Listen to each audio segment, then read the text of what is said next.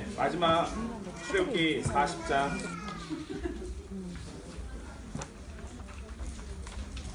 출애굽기 40장입니다. 34절에서 38절 우리 함께 같이 한번 읽겠습니다. 드디어 출애굽기가 끝나죠. 감사합니다. 자, 우리 출애굽기 40장 34절에서 38절을 우리 함께 한 목소리로 같이 천천히 봉독하겠습니다. 시작. 구름이 회막에 덮이고 여호와의 영광이 성막에 충만하매 모세가 회막 위에 들어갈 수 없었으니 이는 구름이 회막 위에 덮이고 여호와의 영광이 성막에 충만하였으며 구름이 성막 위에서 떠오를 때에는 이스라엘 자손이 그 모든 행진하는 길에 앞으로 나아갔고 구름이 떠오르지 않을 때에는 떠오르는 날까지 나아가지 아니하였으며 낮에는 여호와의 구름이 성막 위에 있고 밤에는 불이 그 구름 가운데 있음을 이스라엘의 온 족속이 그 모든 행진하는 길에서 그들의 눈으로 보았더라. 아멘. 이제 우리가 거의 한 3개월 가까이 출애굽기를 통해서 아마 그 전과는 좀 다르게 출애굽기를 보시게 된 기회가 되셨을 거라고 생각을 합니다. 그리고 이제 이 출애굽기 작년에는 창세기였죠. 그리고 올해 출애굽기였죠. 그럼 내년에는 레위기가 만약 준비가 된다면 여러분들이 레위기는 지금까지 알고 있는 것처럼 재미없거나 지루하거나 하는 것이 아니라는 걸 오히려 더 깊이 깨달을 수 있는 기회가 될 것 같아요. 그래서 사실은 이제 저는 사실 신약이 전공인데 제가 구약을 하다 보니까 저도 구약 공부를 너무 재밌게 많이 해서 한편으로 감사드리고 나중에 기회가 되면 제 전공 분야 종말과 관련돼서 이제 또 계시록과 관련돼서 공부를 해보면 하는 생각도 해봅니다. 근데 아직 이제 그거는 저도 함부로 다루기가 어려워서 종말론과 계시록을 잘못 다루면 안 되기 상당히 부담감이 됩니다. 어쨌든 간에 오늘 이제 제가 이제 드리고 싶은 거는 지금까지 우리가 출애굽기를 통해서 성경 지식을 배우려고 하는 것이 아니라 하나님을 배워가는 과정임을 좀 기억하셨으면 좋겠어요. 그리고 왜 하나님께서 우리를 구원하셨는가, 그리고 하나님께서 왜 우리를 선택해 주셔서 주의 백성 삼게 하셨는가, 그런 것들에 대해서 깊이 있게 고민하고, 그리고 그것이 오늘 내가 이 시대에 나에게 이 출애굽기가 뭘 의미하고 이것이 나에게 어떻게 살아가야 할 것인가를 가르쳐 주는가를 우리가 이제 경험하면서 실제로 그걸 삶 속에서 드러낼 수 있는 게 진정한 성경 공부입니다. 그래서 지식으로 끝나는 건 아무 의미 없어요. 그거는 신학자들이 충분히 다 했습니다. 근데 그렇게 해서 성경이 완성되는 게 아니라, 성경은 지식으로 있는 게 아니라 그것을 삶으로 실천하는 사람들에 의해서 완성되어집니다. 자, 오늘 이제 제가 지난주 한 주간 고민을 했습니다. 출애굽기 40장을 어떻게 정리를 해야 될까? 뭐 그거를 하자니 너무 방대한 양이고 또 그걸 다시 이렇게 돌이켜봐서 일일이 다 1장부터 또 이렇게 다시 하기는 불가능하기 때문에 이렇게 설명을 하죠. 자, 출애굽기에서 가장 중요한 건 두 가지 단어를 꼭 기억하시기 바랍니다. 구원과 예배입니다. 출애굽기에서 우리에게 가장 중요시 여기는 두 단어는 구원과 예배입니다. 자, 구원은 어떤 의미를 가지고 있습니까? 여러분들이 아는 것처럼 구원은 단순히 예수 그리스도가 우리를 위해서 이 땅에 오셔서 우리를 죄 가운데서 구원해 주셨다라는 그러한 신약적인 개념으로만 지금까지 살아오셨어요. 그런데 과거에는 어땠을까? 예수님이 오시기 전에 그 전 세대들은 하나님의 구원이 없었을까요? 그렇지 않았겠죠.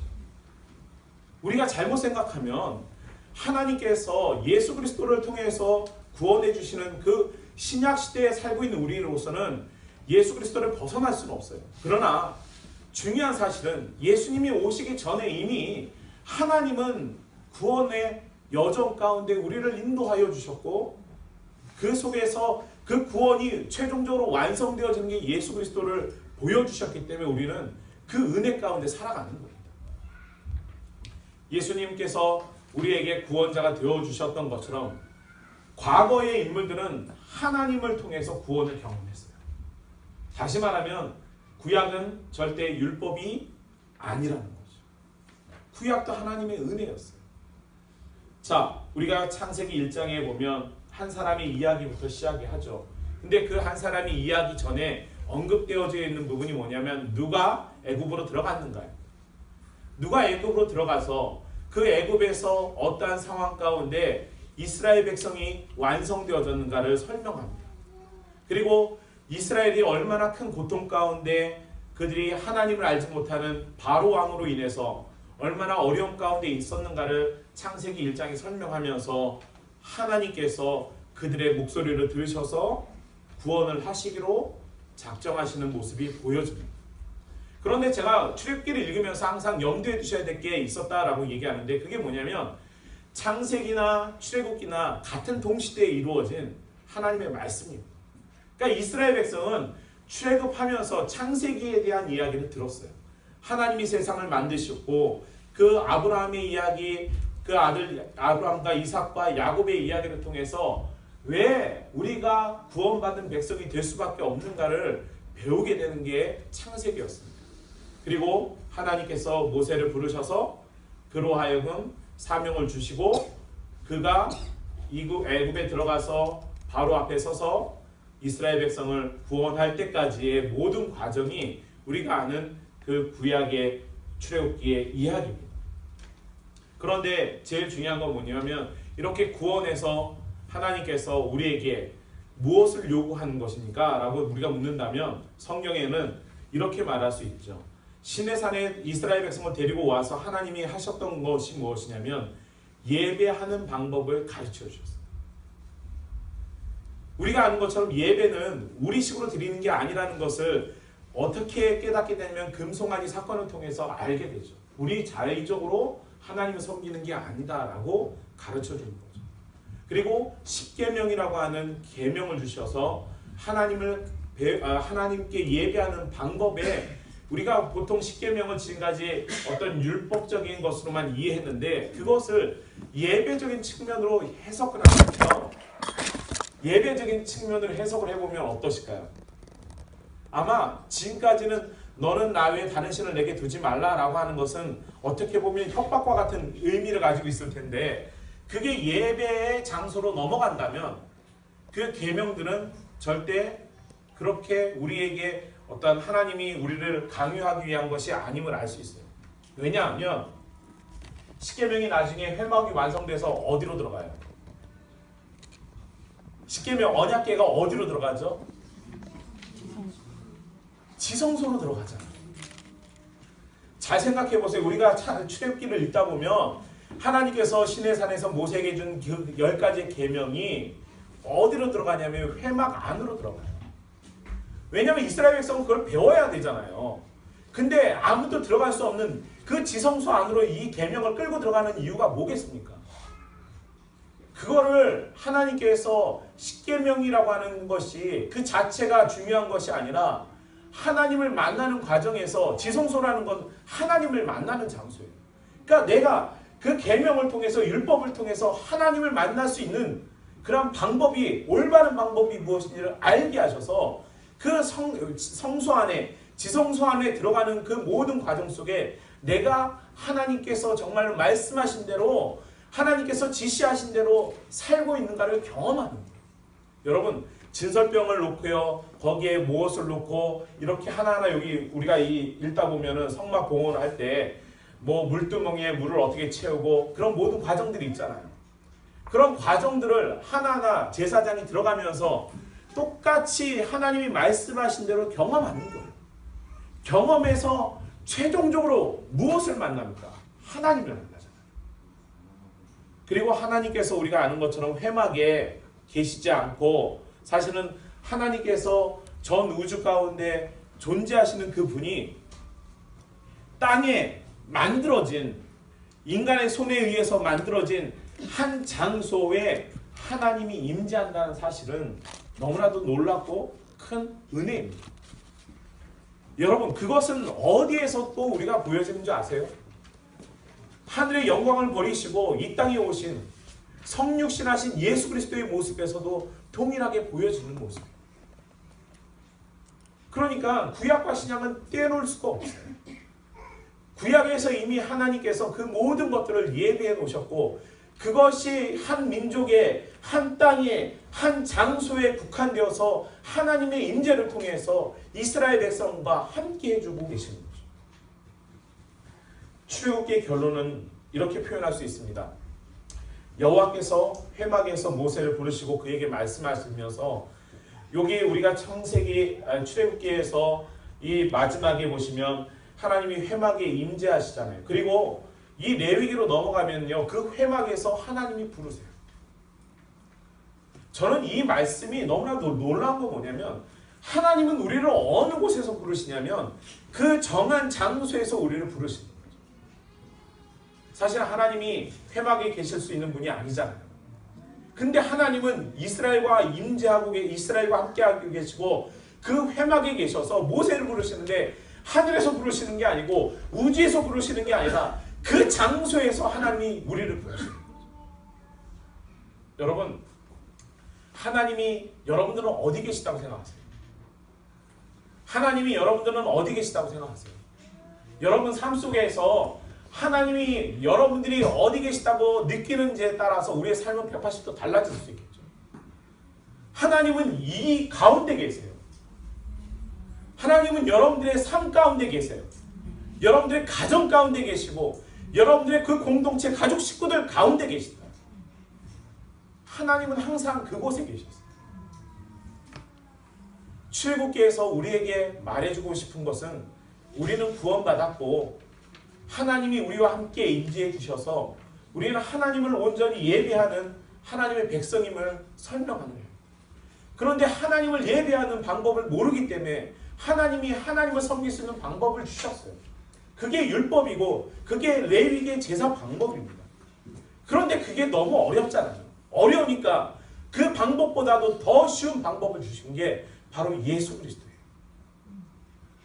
거기에는 어떤 형식도 어떤 제약도 없고 어떤 관계나 방법을 갖고 있지 않습니다. 그저 누구든지 예수 그리스도의 이름을 믿기만 하고 그분이 나의 주님이라고 고백하기만 하면 그 모든 구약에 있는 제사법을 다 무시하고라도 우리에게 구원을 주시겠다고 하는 하나님의 더 큰 은혜가 담겨져 있는 것입니다. 여러분, 하나님은 이스라엘 자손에게 하나님의 임재가 있는 공동체로서 자신들의 구원을 기억하고 또 예비하고 제사드리고 기념할 것을 촉구하셨습니다. 그게 출애굽기의 이야기예요, 사실은. 그래서 출애굽기는 여러분들이 지금까지 아는 어떤 이벤트성의 10가지 재앙의 이야기들이나 홍해를 가는 사건이나 하늘에 만나를 주신 이야기들이나 어떠한 별난 이야기들이 담겨져 있는 게 아니라 하나님이 어떻게 이스라엘을 구원하셨고 그 구원한 사람들이 어떻게 하나님을 예배할 것인가를 아주 정확하게 말씀해 주시고 그 말씀한 대로 우리가 하나님을 예배하면 하나님은 언제든지 이 가운데 계시겠다고 약속해 주는 약속입니다. 제가 이 출애굽기를 하면서 저도 참 많이 은혜를 받았던 게 뭐냐면 저도 불확실성이 사실은 제 나름대로 신앙에 갈등이 있거나 힘든 일이 있을 때도 저도 사실은 똑같거든요. 여러분들하고. 그런데 저도 이렇게 하나님의 말씀을 통해서 다시금 새롭게 되니까 하나님이 우리 가운데 임재하시고 나에게 말씀하시고 가르치시는데 항상 우리는 그 부분을 깨닫지 못하고 있었다. 하나님은 여기 계세요. 여러분들이 부인하고 싶어도 하나님은 여기 계시고 이스라엘 그 진영 가운데 들어오셔서 떠나지 않기를 원하신다. 이렇게 말씀하세요. 구름이 성막 위에서 떠오를 때는 이스라엘 자손이 그 모든 행진하는 길에 앞으로 나아갔고 구름이 떠오르지 않을 때에는 떠오르는 날까지 나아가지 아니하니.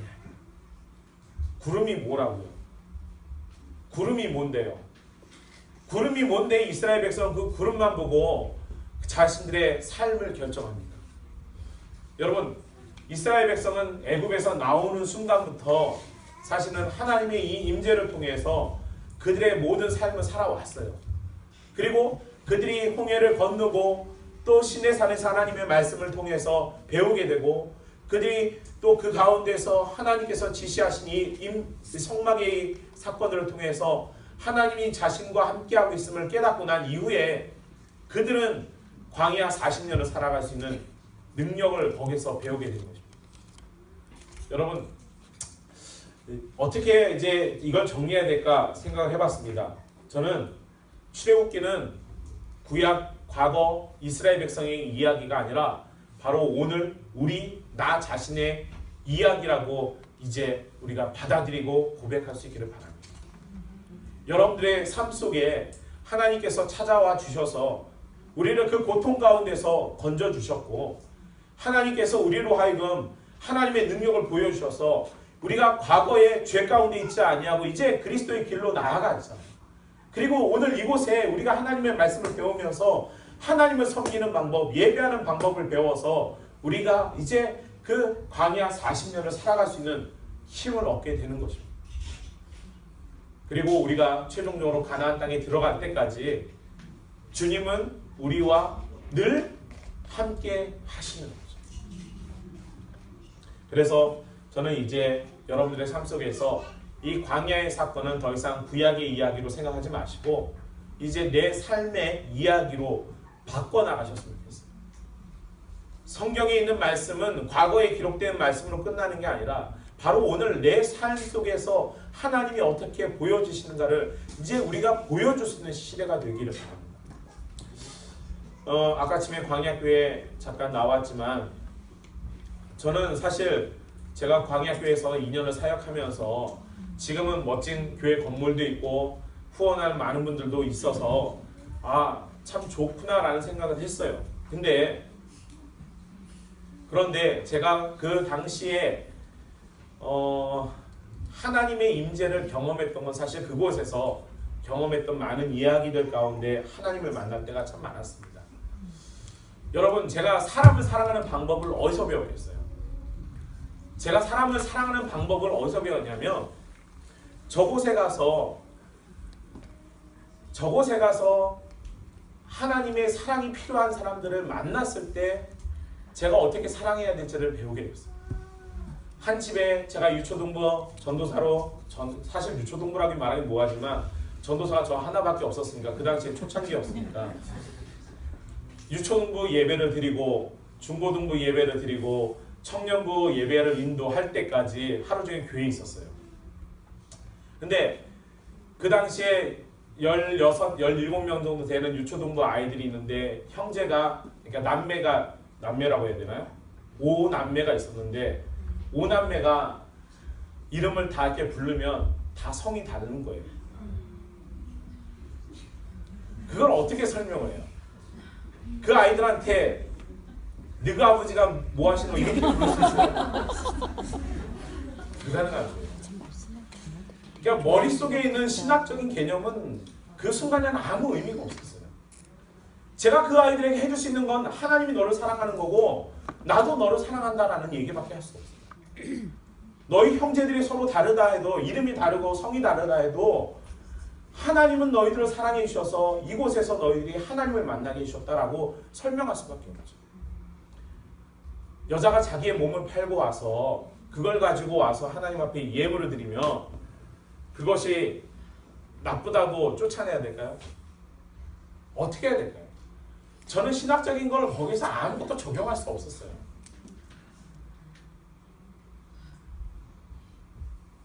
길에 가서 배추를 주워가지고 국을 끓이거든요.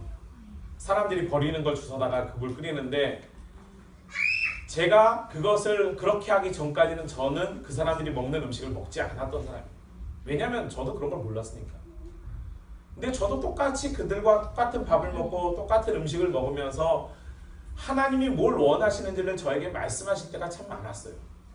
저는 광야교회는 저는 성경에 있는 것만 생각하지 않았고 있는 거라고 생각했는데 제가 실제로 광야 같은 곳에 가서 보니까 거기에서 하나님이 어떻게 그 사람들을 사랑하시는가를 배우고 나니까 이런 건가 보다. 그리고 나 같은 존재도 사실은 별게 아니었잖아요. 제가 전도사로 어찌 돼서 끌려갔든지 처음에 이제 가서 제가 전도사 할 때 저희 어머니가 저에게 좋은 양복을 사주셨어요. 근데 저에게 어떤 사람이 길에 누워있던 사람이 전도사님 하면서 저에게 도움을 요청했을 때 제 양복이 더러워질까봐 몸을 피했던 사람입니다. 그러면은 이미 끝난 거잖아요. 사실은 그게 복음을 전하는 게 아니잖아요.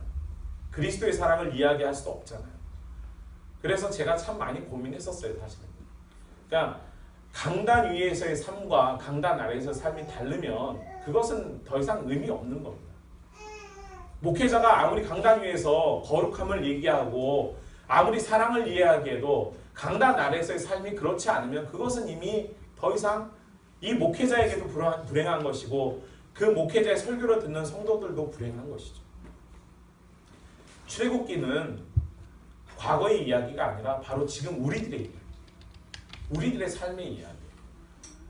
제가 이 출애굽기를 통해서 제 자신을 다시 한번 돌이켜보는 시간이었고 사실은 저도 많이 그냥 느끼고 배우는 시간이었습니다. 제가 특별히 출애굽기를 어떻게 정리할까라고 말할 수 있는 건 아니고 여러분들이 이미 출애굽기를 3개월 동안 묵상하시면서 큐티하시면서 충분히 하나님께서 나에게 뭐라고 말씀하셨는지를 이미 다 경험하셨을 거라고 저는 믿습니다.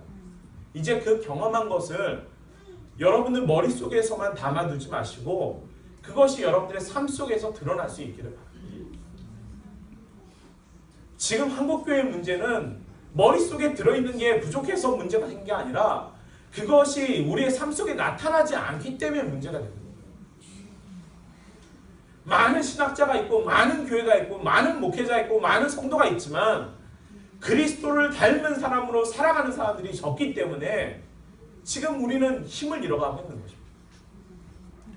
광야교회 저희 임명희 목사님이 특별히 더 특별한 게 아니라 목사님이 자신이 경험했던 하나님에 대한 사랑을 그것을 실천하려고 애쓰고 노력하는 그 결과로서 이루어지는 것이 광야교회일 뿐이지 목사님도 여전히 본인도 낙심할 때가 있고요. 저한테도 그 얘기를 하셨어요. 사람 믿지 마라. 본인이 그렇게 얘기를 해요. 왜냐면 너무 많은 상처를 받았거든요. 그러니까 목회자도 동일합니다. 우리도 하나님의 은혜 없이는 살아가지 못하고요. 하나님의 도우심 없이는 단 한순간도 살아갈 수 없습니다. 오늘 이 출애굽기를 통해서 제가 우리 상봉사몽에 부탁드리고 싶은 거는 성경 공부는 더 이상 지식적으로 하지 마시고 제가 정말로 간절하게 바라 부탁드리는 건 여러분들의 지식을 위해서 성경 공부는 이제 그만하셔도 돼요. 여러분들은 충분히 이미 다 갖고 계셔요.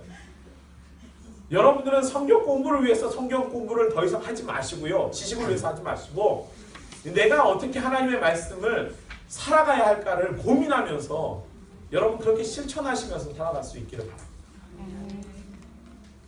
그래서 그것이 우리의 삶 속에서 이방인들에게 하나님을 알지 못하는 백성들에게 하나님이 누구인지를 보여줄 수 있는 그런 그리스도인다운 모습이 우리 안에 있었으면 좋겠습니다. 지식적인 걸 설명하려다가 그냥 말았습니다. 왜냐면 이거는 너무 잘 아실 것 같아서 더 이상 할 수가 없는 것 같고요.